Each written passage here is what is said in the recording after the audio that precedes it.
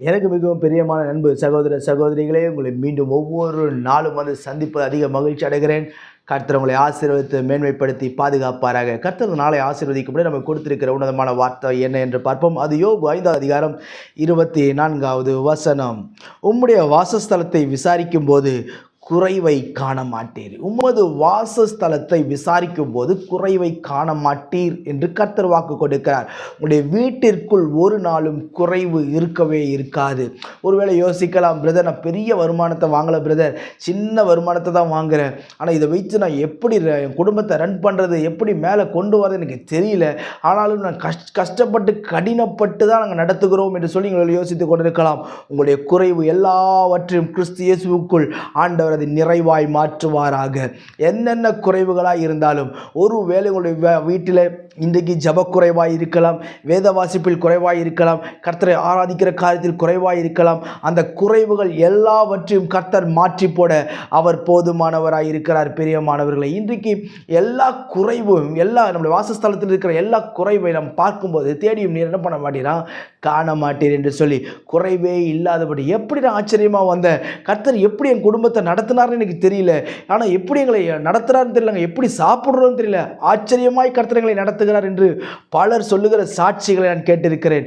அதே போல உங்கள் வாசஸ்தலத்தில் குறைவு என்பது வராதபடி கர்த்தர் நிறைவாய் நடத்த அவர் போதுமானவராய் இருக்கிறார். சோர்ந்து போகாதிருங்கள். கர்த்தர் நமக்கு யாருக்கு குறைவை நீக்குகிறார் என்று வேதம் சொல்லுகிறது.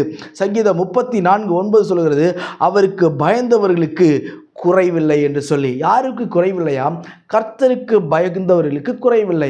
எந்த குடும்பம் தேவ பயத்தில் இருக்கிறதோ அந்த குடும்பத்தில் குறைவு இல்லை. எந்த குடும்பம் கர்த்தருக்கு பயந்து கர்த்தருடைய வார்த்தைக்கு நடுங்குகிறதோ அந்த குடும்பத்திற்கு குறைவே இல்லை. எந்த குடும்பம் எல்லா சூழ்நிலையும் கர்த்தரை சார்ந்து கொண்டு கர்த்தருக்கு பிரியமானது இன்னதென்று சோதித்தருகிறதோ அந்த குடும்பத்திற்கு குறைவே இல்லை என்று கர்த்தர் வாக்கு கொடுக்கிறார். இன்றைக்கு உங்களுடைய சூழ்நிலையில் எல்லா குறைவுகளையும் மாற்றி உங்களை நிறைவாய் நடத்த அவர் போதுமானவராய் இருக்கிறார். பாருங்கள், ஆச்சரியமாய் நடந்து வந்து இந்த மாதம் முடியும் போது சொல்வீங்க, எப்படி இந்த மார்ச் மாதத்தை நான் கடந்து வந்து எனக்கே தெரியல பிரதர், கர்த்தர் எங்களை ஆச்சரியமாக நடத்தினார் சொல்லி உங்களை கர்த்தர் சாட்சிகளாய் மாற்றுவார். எப்பொழுது? நீங்கள் கர்த்தருக்கு பயப்படும் பொழுது. கர்த்தருக்கு பயந்த வழிகளில் நடங்கள், கர்த்தர் உங்களை வாழ வைப்பார். நான் உங்களுக்கு ஜெபிக்கட்டும். பரலோக பிதாவே, இந்த வார்த்தையெல்லாம் கேட்கிற அன்பு சகோதரர்கள் ஒவ்வொருடைய கருத்தில் ஒப்பு கொடுத்து நான் ஜெபிக்கிறேன். கிருபையுள்ள கரம் உடைய பிள்ளைகள் ஒவ்வொருவரையும் தேற்றி வாழ வைக்கட்டும்.